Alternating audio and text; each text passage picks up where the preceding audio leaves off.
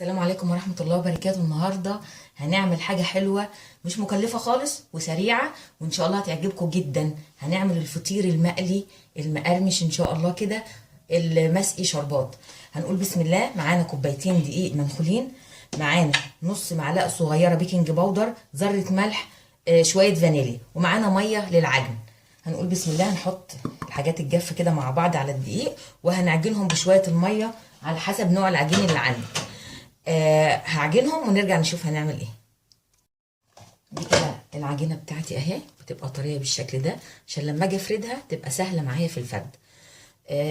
الميه، كميه الميه على حسب نوع الدقيق اللي عندك. هنقول بسم الله. هنقطعهم نقطه زيت كده في ايدينا، ونبدا نشكلهم بالشكل ده كده، وهنسيبها بس بعد التشكيل ترتاح 10 دقايق بس قبل ما نبدا نفردها. ده كل الشغل اللي فيها. الشربات بتاعي هيكون عبارة عن كوبايتين مية، كوبايتين سكر، ونص او عصير نص ليمونة، هيتحطوا على النار يغلوا. بعد الغليان ربع ساعة، لمدة ربع ساعة. بعد كده هنطفيهم بشوية فانيليا ونطفي عليهم النار ونسيبهم يبردوا. هيبقى معانا الفطير بتاعنا سخن والشربات بارد لما نيجي نسقيه.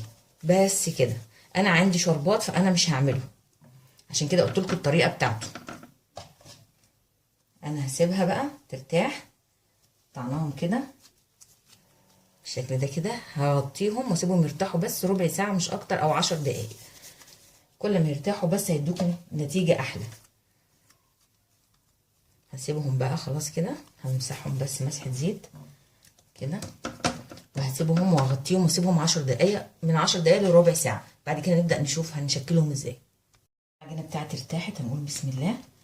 دهنا الرخامة شوية زيت، كل شغلنا بالزيت مش بالسمنة.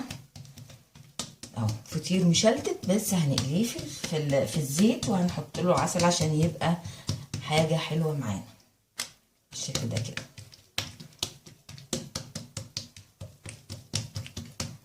نخليها رقيقة على قد ما نقدر عشان لما تتنفخ تبقى معانا خفيفة وهشة اهي بالشكل ده كده. بالراحة نبدأ نفردها.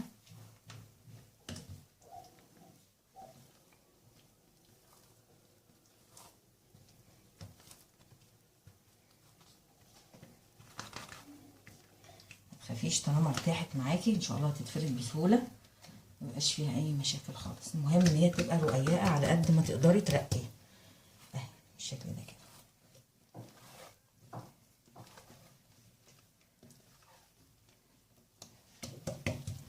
شوية بقى زيت كده،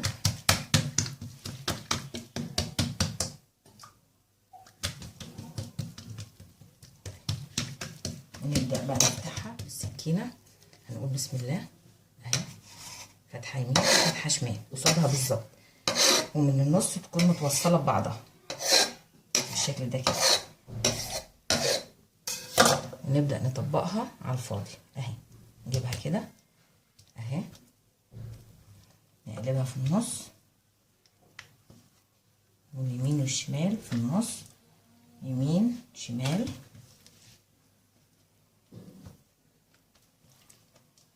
وهنسيبها ترتاح شوية على بال ما هنخلص كل الفطاير اللي احنا عملناها، هنطبقها بالشكل ده. وبعد كده بعد ما نخلصهم هنشوف هنعمل فيهم ايه. بعد ما نفردها هنبدأ نقطعها بقى زي ما انت عايزة. هنقول بسم الله. نعملها مربعات بقى كده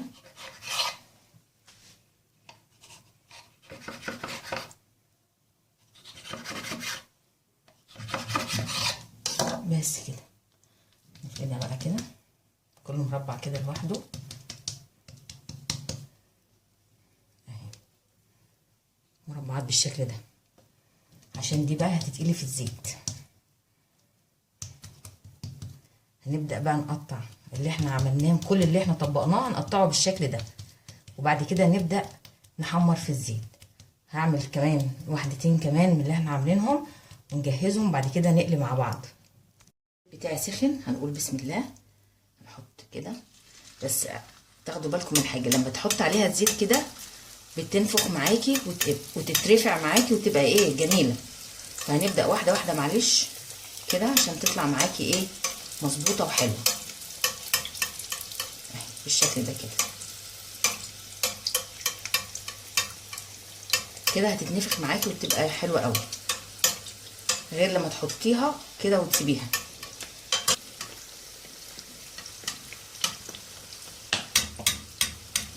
لما اجي اخرجهم من الطاسه انا هوريها لكم. شايفين هنطلع من الزيت وهي سخنه في الشربات البارد كده على طول. شايفين شكلها ما شاء الله جميله، ولا نقول بقى جلاش غلي ولا مش غلي. حاجه حلوه مش مكلفه، سهله تعمليها في البيت في ثواني وانت واقفه اهي.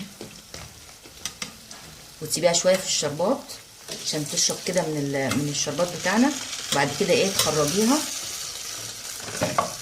دول شويه اللي انا عملتهم اهو، شايفين شكلها منتهى الجمال، شاربه عسل وطعمها تحفه. اتمنى ان انتوا تجربوها ان شاء الله. بعد ما اخلص الكميه كلها هوريها لكم. عملنا النهارده مع بعض الفطير المقلي المعسل الجميل المقرمش، حاجه هتعجبكم جدا جدا. الفيديو ده اهداء لام نور لانها طلبته مني قبل كده. وبألف هنا يا ام نور، ويا رب تجربيه وتقولي لي عجبك ولا لا. وكل سنه وانتم طيبين. ما تنسوش اللايك والاشتراك وتفعيل الجرس عشان يوصلكم كل جديد ان شاء الله.